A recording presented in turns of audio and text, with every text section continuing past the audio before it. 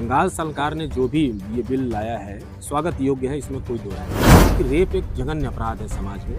तो supreme court ने यही कहा कि अगर दोष सिद्ध होने के बाद अगर सजा भी सुनाई जाती है तो भी उसके घर को नहीं दिलाया। नेता सदन कितने मजबूत हैं, नेता प्रतिपक्ष कितने मजबूत हैं, बार बार उनको अपने ही फैसले को पलटना पड़ रहा है। गुणात्मक दृष्टि से देखा जाए तो राहुल गांधी में क्षमता बहुत ज्यादा है और उनके जो रिटायर होने वाले हैं हो सकता है भविष्य के बड़े नेतृत्व के रूप में राहुल गांधी उभर के आए। इसकी लोकप्रियता का एक छोटा सा प्लेटफॉर्म, जिसको जो मन में आ रहा है मोबाइल का कैमरा लगा दिया, जो जी में आ रहा है, इतनी कुहरता दिख रही है, 15 सेकंड में 20 एक्सप्रेशन उनके चेंज हो रहे हैं। अगर उनको ये लगता है कि हम रील बना करके किसी फिल्म और सिनेमा के प्लेटफॉर्म पे आ जाएंगे, ये बड़ा मुश्किल दौर होगा। कई ऐसी शादियां टूटी हैं रील की वजह से, मेरे सामने की बात है। रिश्तों पे इसका बहुत बुरा असर पड़ रहा है। पिछली बार जब वो चुनाव में आए थे तो जितने आर्टिस्ट उनके साथ चल रहे थे, अब की बार वो नहीं। भी दावे के साथ कहता हूँ कि आर्टिस्ट को आर्टिस्ट रहने दिया जाए, क्राउड आर्टिस्ट न। आगे तो राजनीति का एक सबसे बड़ा जुमला है, क्या मैं भी कभी कभी सुनते रहता हूँ, कभी अखिलेश के खिलाफ, कभी भगवान के खिलाफ, कभी कुछ बोलते रहते हैं। नमस्कार, मैं हूं वीर सिंह और मेरे साथ मौजूद हैं भोजपुरी के सुपरस्टार हैं आप सत्यप्रकाश सिंह। कई मूवी में काम कर चुके हैं, कई सीरियल में काम कर चुके हैं। आज मुझसे मुलाकात हुई है और हमने इनसे कुछ चर्चा करने की बात कही। इन्होंने मेरी बात को स्वीकार किया है और थोड़ा सा समय हमें दिया है। सर, बहुत बहुत धन्यवाद कि आपने अपना कीमती समय दिया। सर, सबसे पहले जानना चाहता हूँ कि रेप को लेकर बंगाल सरकार ने एक फैसला दिया, एंटी रेप बिल, इसको लेके आपकी क्या राय बनती है? देखिए, जो शब्द है रेप, ये अपने आप में एक अभिशप्त शब्द है। इसको लेकर के जितनी निंदा की जाए बहुत कम है। इसके पहले भी तमाम बिल आए देश के कई राज्यों में। जब जब इस तरह की विभत्स घटनाएं हुई तो कुछ दिनों के बाद जब चीज़ें ठंडी पड़ने लगती हैं तो सरकारों का रवैया भी ढीला हो जाता है। कई मुद्दों को लेकर के फास्ट ट्रैक कोर्ट का निर्माण हुआ, कुछ हद तक गति मिली, लेकिन जो अपेक्षाकृत जो चाहिए कि तत्कालिक चाहे जल्दी से फैसला आ जाए, बड़ा मुश्किल हो जाता है। बंगाल सरकार ने जो भी ये बिल लाया है, इस तरह का कानून बनाया है, स्वागत योग्य है, इसमें कोई दो राय नहीं है। और हर देश के जितने भी राज्य हैं उनको इस तरह के कानून लाने चाहिए, क्योंकि रेप एक जघन्य अपराध है समाज में। और बंगाल ही क्यों, पूरे देश में, पूरे प्रदेश में इस तरह की जब भी घटनाएं होती हैं तो एक इंसानियत शर्मसार होती है और बहुत ही बुरा लगता है कि मतलब एक इस तरह का भी समाज है जो ये हैवानियत की इस हद तक जा सकता है। रेप के साथ साथ उसकी हत्या, निर्मम हत्या, बुरे से बुरे विभत्स कुकर्म, ये बहुत निंदनीय है।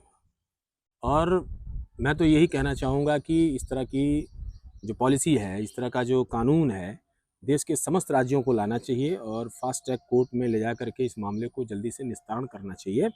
और बंगाल ही नहीं, पूरे प्रदेश में, हमारे उत्तर प्रदेश में भी बहुत सारी रोज़ घटनाएं हो रही हैं।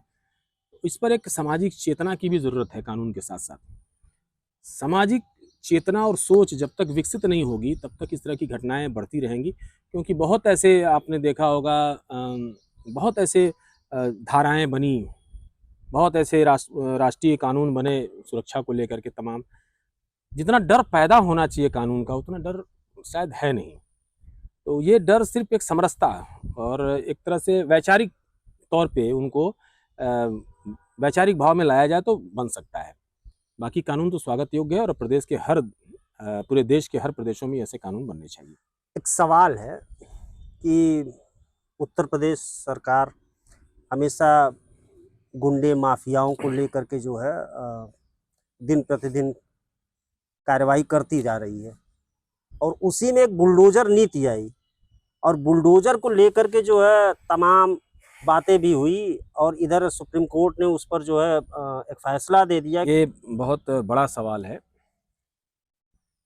ये जो देश का कानून है, भारत का जो संविधान है, उसमें जो आईपीसी हो चाहे सीआरपीसी हो, ये जो धाराएं हैं,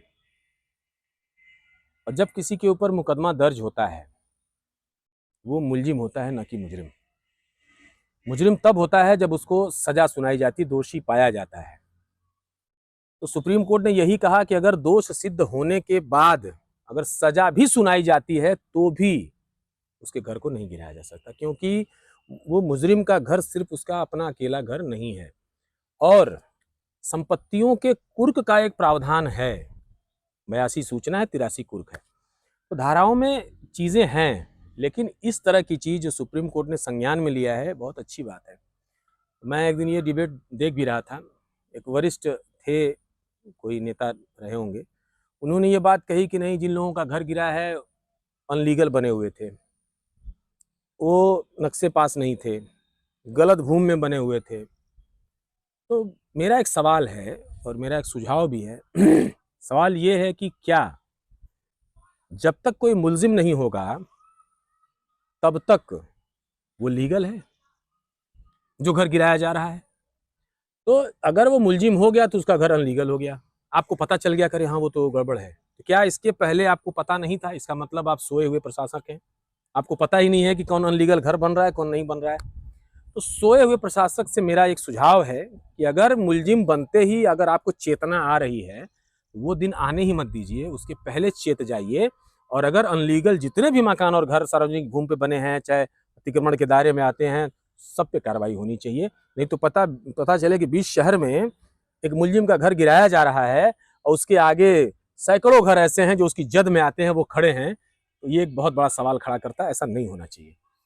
अच्छा सर, जब से सरकार बनी है देख रहे हैं हमारे प्रधानमंत्री जी कुछ कमज़ोर नज़र आ रहे हैं और ऐसे में जानना ये चाह रहा हूँ कि राहुल गांधी और प्रधानमंत्री नरेंद्र मोदी में बेहतर नेता कौन, किसे मानते हैं आप?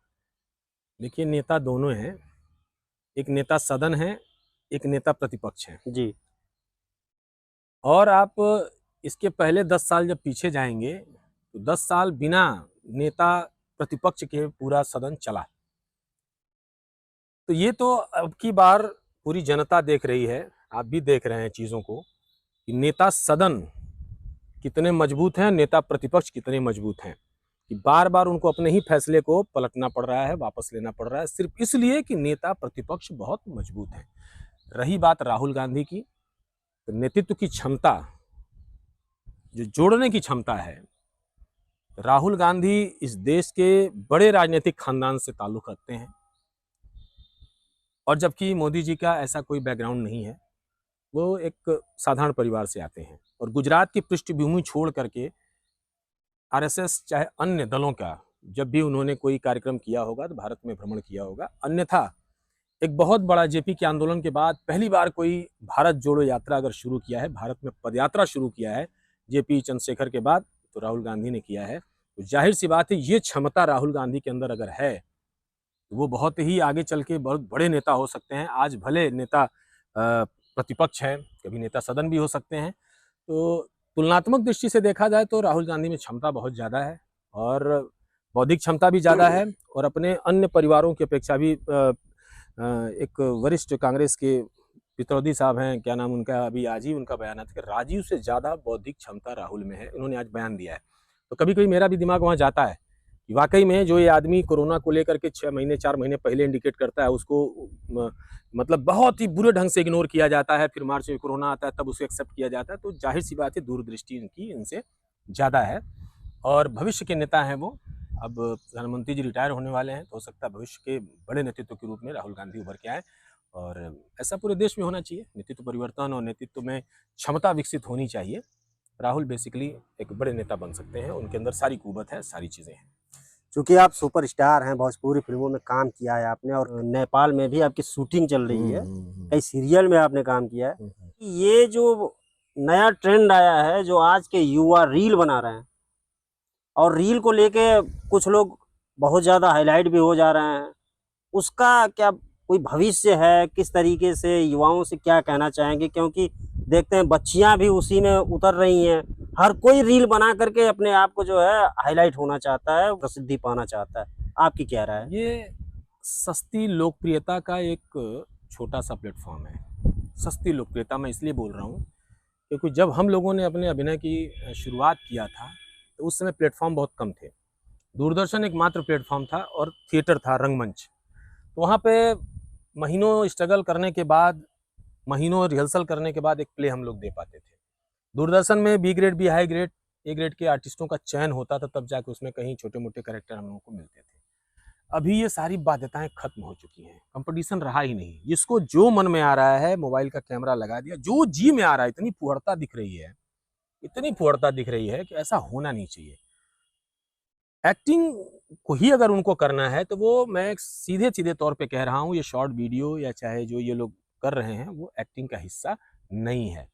क्यों? एक्टिंग होल्ड फॉर एक्सप्रेशन है, यानी 15 सेकंड अगर हमको अपने एक्सप्रेशन को होल्ड करना है, वो एक्टिंग के दायरे में आएगा। 15 सेकंड में 20 एक्सप्रेशन उनके चेंज हो रहे हैं। अगर उनको ये लगता है कि हम रील बना करके किसी फ़िल्म और सिनेमा के प्लेटफ़ॉर्म पे आ जाएँगे, ये बड़ा मुश्किल दौर होगा उनके लिए। क्योंकि उनके चेहरे की भाव भंगिमाएँ 15 सेकंड में लगातार तिबिड़-तिबिड़ चेंज हो रही हैं। और वहाँ पे आपको बोल दिया जाएगा कि नहीं ये घर है, आग लगी हुई है, तो आपके अंदर का जो सारा फ़ील है 15 सेकंड तक आना चाहिए। तो आपकी आँखें 15 सेकंड तक खुली रहेंगी और 15 सेकंड तक आपके भाव निकलते रहेंगे, जो इनके बस की बात नहीं है। तो ये एक सस्ती लोकप्रियता का प्लेटफ़ॉर्म है और इतनी फुहड़ता फैल गई है, घर-घर में मतलब एक तरह से नाचने वाला ट्रेंड चालू हो गया है। जो भी मन कर रहा है, जैसे भी कर रहा है, नाच रहा है, गा रहा है, ना कोई रिदम है, ना कोई फ्लो है, ना कुछ है। उसमें 2-1 लोग हाइलाइट हो जा रहे हैं, तो उनको लग रहा है कि इसी रास्ते पे हम भी चल पड़े। तो कुछ लोग जो हाइलाइट हो रहे हैं ना, उनमें कुछ कुवत है तो हाइलाइट हो जा रहे हैं और कुछ उनको सिनेमा में 1-2 लोगों को पूछ लिया गया तो उनको लगता है कि हम भी सिनेमा में चले जाएँगे। लेकिन ऐसा है नहीं, उनके अंदर वो कुछ कुवत है, तब वो सिनेमा की तरफ बढ़ रहे हैं, नहीं तो बढ़ने की स्थिति नहीं है। इससे सामाजिक रूप से वो लोग विपन्न ही हो रहे हैं। कई ऐसी शादियाँ टूटी हैं रील की वजह से, मेरे सामने की बात है और मैं उसका गवाह हूँ इन चीज़ों का कि शादियाँ होने गई, लड़का देखने गया लड़की को तो उसको पता चला हाँ यार ये तो वही रीलियाँ बनाती है। उसका खर-खर खोल रहा है कि ये तुम हो। अब लड़की नहीं बोल रही है। तो रिश्तों पे इसका बहुत बुरा असर पड़ रहा है नो डाउट और ये अभी से चेत जाने की चीज़ है वरना आगे चल के बहुत भविष्य खतरे में पड़ेगा। सांसद रहे हैं दिनेश लाल निरहुआ, आपके मित्र भी हैं। तो ये बताइए कि इस बार चुनाव हुआ, इसके पहले उन्होंने काम किया था, उनका काम-धाम कैसा लगा आपको? कुछ ठीक-ठाक? क्योंकि उन्होंने वादा किया था कि यहाँ पर काम करेंगे और यहाँ की युवाओं को वो जगह भी देंगे, अपने भोजपुरी सिनेमा में। आप देखिए पत्रकार हैं, आपकी ज़िम्मेदारी ये बनती है कि कभी अपना स्टैंड, माइक और कैमरा उठाइए और उन कलाकारों से मिलिए जो उनके पीछे कुत्ते की तरह चुनाव में दौड़ते रहे अगले चुनाव में। और उसके बाद उनको 2 साल का मौका मिला। ऐसा नहीं कि यही 2 साल मिला। उसके पहले 10 साल से वो काम कर रहे हैं आज़मगढ़ में, बहुत सारी फ़िल्में उन्होंने किया है। उनके पास भी जाइए जो 10 साल से उनसे जुड़े हुए हैं। खुद आपको वो जवाब दे देंगे कितने दिन से जुड़ने के बाद उनसे क्या मिला हमको। चलिए, वादा करके आए वो कि हम सांसद बनेंगे तो ये करेंगे। उन 2 सालों में उनका कितना भला हुआ, आप उनसे पूछ सकते हैं। आपने एक चीज़ देखा होगा, अगली बार जब वो चुनाव में आए थे तो जितने आर्टिस्ट उनके साथ चल रहे थे, अब की बार वो नहीं थे। बहुत सारे लोगों ने किन्नी काट लिया। मैं हमेशा कहता हूँ इस बात को, आज भी दावे के साथ कहता हूँ कि आर्टिस्ट को आर्टिस्ट रहने दिया जाए, क्राउड आर्टिस्ट ना बनाया जाए। और ये परिपाटी यहाँ बखूबी फली-फूली कि जब भी यहाँ सिनेमा होता है, बेचारे भोले-भाले आर्टिस्ट हैं, ग्लैमर में फँसते हैं। उनको जो अच्छा कैरेक्टर, अच्छा डायलॉग भी बोल सकते हैं, उनको वो काम नहीं दिया गया। बल्कि भीड़ का हिस्सा खड़ा कर दिया गया, बना दिया गया, जिससे उनको बाद में ये बातें पता चली कि अरे ये तुम्हारे साथ बड़ा छल हो रहा है। तो धीरे-धीरे कटना शुरू हो गए और मैं दिनेश लाल यादव जी ही नहीं, मैं सबसे कहना चाहूँगा कि किसी भी कलाकार के साथ इस तरह का छल नहीं करना चाहिए। मीठा बोल के मीठा ज़हर बनना ज़रूरी नहीं है। आप खरा ही बोलिए ना, लेकिन अच्छा बोलिए, उनके भविष्य के लिए अच्छा बोलिए। आप अपने स्वार्थ में सबको शहीद कर देंगे, ये गलत बात है, ऐसा नहीं होना चाहिए। और चुनाव हारने या जीतने की बात है तो चुनावी प्रक्रिया है। और रही बात वादे की, तो वादे तो राजनीति का एक सबसे बड़ा जुमला है। वादा राजनीति का सबसे बड़ा जुमला है, तो उस जुमले को वो भी शिकार हैं।